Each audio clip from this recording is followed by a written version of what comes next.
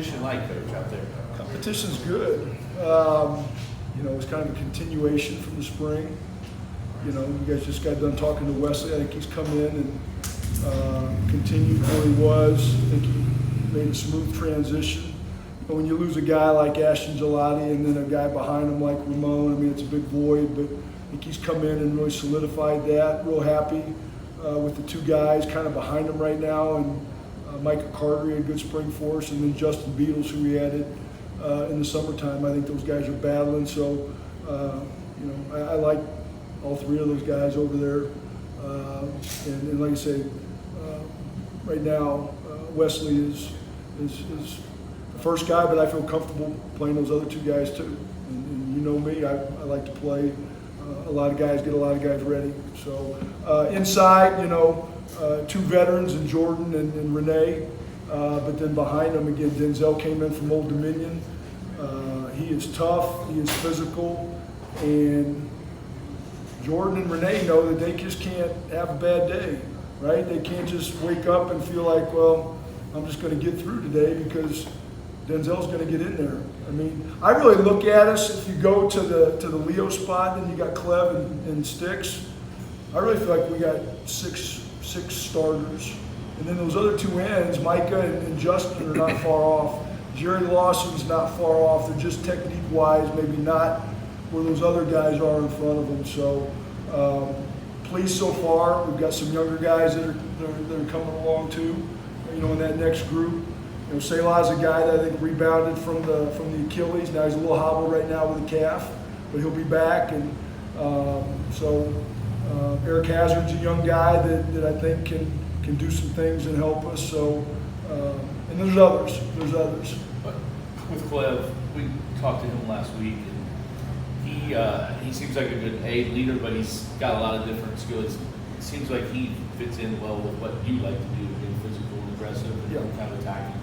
Yeah, he's a non-stop guy. He's like the Energizer Bunny out there, right? I mean, he's full go all the time.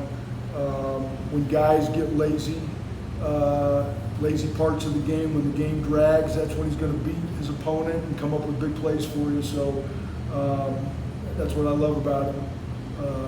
And he's a very vocal guy in our room. He will tell guys when they're not meeting the standard, and that's what I personally need. That's what we need. That's what Coach Brown needs from a leadership standpoint, because, as you know, I mean, obviously coaches aren't always around, right?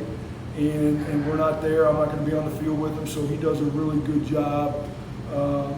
Those other guys do a good job in their own way too. Wes, Renee, George's not a real loud guy, but they all kind of accept those leadership roles in their own way. But Clev is, again, nonstop all the time, and he does a good job communicating with our guys. And speaking of Clev, at that Leo spot, AJ Green's been getting a lot of reps there as well. Yep. Going back to spring, how has that competition between those two kind of shaped out, and how has that kind of lifted the position as a whole? It's daily competition.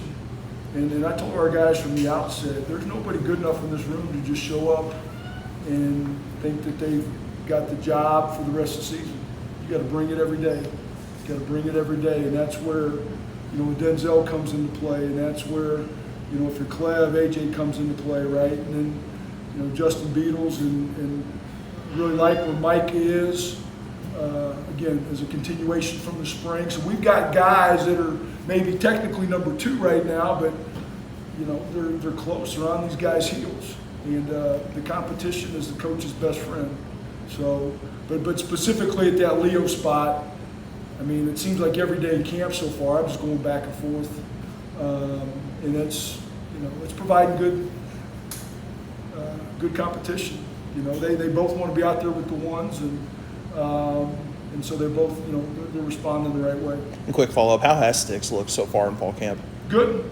He came in at 209 a couple years ago, and now he's, we want him to stay over 250, and I told him that today, and one of the reasons I didn't put him with the ones is because he didn't get his weight back up from Saturday's practice. So there's just more motivation. It's part of your job. Let's be honest, nowadays, these guys, it's just not a scholarship and a training table meal, right? And so there are revenue streams for these guys And that's great. That's great. I wish I could go rewind and go back and get a little bit myself, right? I'm all for it. But it's part of your job. Like, your job description is a lot of different things. And so maintaining the weight that we want you at is important. And I don't have a lot of ammunition on my end, but I can control who's in there at certain times and who's going with the ones and certain things. So that is a motivating, and that's what I did. I told him right before we went out there, I was like, you should have done a better job on your off day, a day that we didn't practice, getting your weight back up where it needs to be. And he responded the right way. So we'll see where he's at tomorrow. You guys use the word violent as trying to describe how you want this defensive line to play. How do you instill or create that type of mindset? You talk about it, you emphasize it, but then we say, look, it's got to show up on video. If not, it's just a slogan. It's just a talking point, right? So when you have old clips with an Ashton, with a Ramon, that they're actually doing it, now you show the young guys, this is how it looks. This is how it looks. And I just think the emphasis, right? You can't just talk about it day one and just think it's going to show up. Some days are great. Some days you see the violence and the physicality show up, and other days not so much. You know, we're the nail and not the hammer. On some days we go against a really good old line that, you know, Richard believes in a lot of the same things. He's teaching, so it's a great back and forth. We get great competition every day. So, but to me, it's just constant emphasis and preach. This has got to show up on the video. If this truly is part of our standard.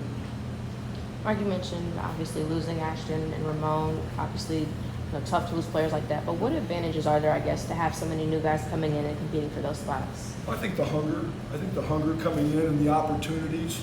You know, the guys see that they're like, oh shoot, man, they lost half their room, which we did after that Sun Bowl, right? Like half those guys, and Ashton was before then, right? So, so I just think the opportunity, and I think, you know, to take it to another level is not just an opportunity to play, but opportunity to play at a place like Louisville, where Jeff Brom has got this place operating at a high level. You know, play on a team that potentially can compete for a championship. So I think it's those things. And that's college football for you, right? I mean, you just don't have guys forever, right? You could add Des Teller to that mix, right? Like those three guys play a lot of football together. You know, Jared Dawson was part of that group. Now we know he's still playing, but I mean, those guys have been here a long time and you know, developed a legacy, and it doesn't last forever. But that's what I think. It's a combination of the opportunity and the type of program you're going to play for. All right. You mentioned, Eric, you like some of the what's happening with some of those younger guys. I mean, it's early. And I do. I just think, you know, and we're not really being fair to him because he really repped the defensive end, and we're kind of repping him on both sides. So we're probably throwing a lot at him right now from a mental standpoint. We did that with Ramon. Again, Eric's a lot younger player. But it's the type of player he is. You know, I mean, he's very coachable. He's tough. He's big enough and strong enough. Now, he's got a long ways to go technique-wise. So at the same time, I don't want to throw him to the wolves, and I want to be fair to him. But I think he can be a swing guy for us. You know, he's kind of at that third Leo spot right now, just because Maurice is coming off the broken foot, and CJ, although he's healthy, not nearly big enough and strong enough and weigh enough right now. He would simply be a spot player as a pass rusher right now, not an every down guy.